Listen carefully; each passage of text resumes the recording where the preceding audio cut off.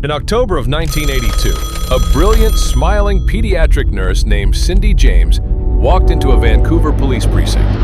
She was exhausted, sporting deep, dark circles under her eyes.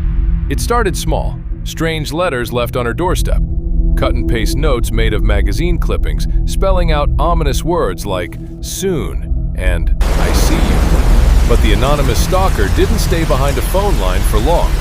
Within weeks, the psychological harassment turned into physical terrorism. Someone smashed her windows, someone severed her outdoor lines, and then came the first physical confrontation. Cindy was discovered unconscious, a nylon stocking wrapped tightly around her neck. Terrified, authorities launched an unprecedented operation. Over the next 7 years, Canada's Royal Mounted Police spent over $1 million trying to trap this predator. They tapped her phone line. They set up advanced automated tracking arrays. They even hired private investigators to watch her home 24 hours a day, 7 days a week. It was a perfect digital dragnet, but it caught absolutely nothing. Over nearly 100 separate reported incidents of brutal assault, arson, and death threats. The surveillance cameras captured a blank void. No foreign footprints in the mud, no stranger on the wiretaps, no figures slipping over the fence.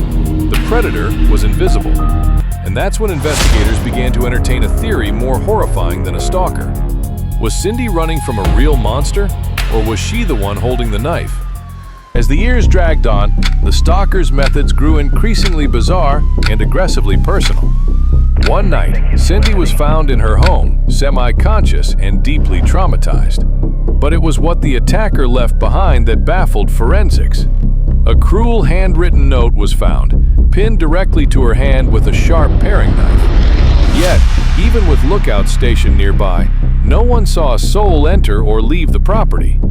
Desperate for protection, Cindy had a trusted friend and investigator move into her house full-time.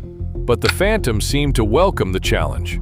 The friend would later report waking up to strange noises, smelling smoke in the middle of the night, and finding the basement lines completely severed from the inside. The stalker wasn't just watching the house anymore, he was playing with them. Then came the fire. A sudden, violent blaze erupted in Cindy's basement.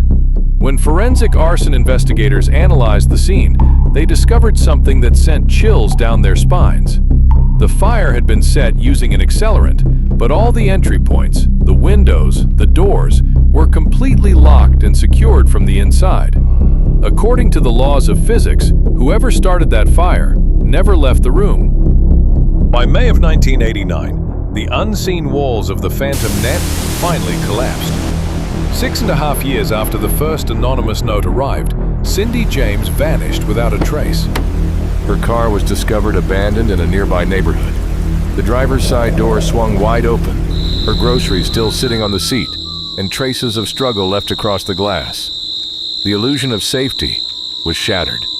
2 weeks later, the search came to a horrifying end.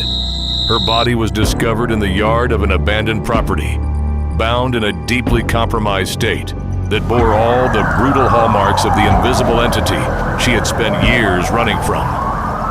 But the post-mortem analysis would blow the case wide open, revealing a lethal amount of specialized sedatives in her system. The find divided investigators down the middle, sparking a debate that remains unsolved to this day.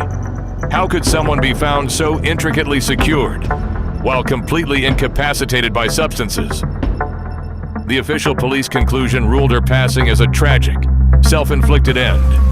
Yet to this day, criminal profilers look at the pristine, untouched crime scenes and ask a different question. Did the perfect digital dragnet fail to catch a monster, or did it simply look in the wrong direction?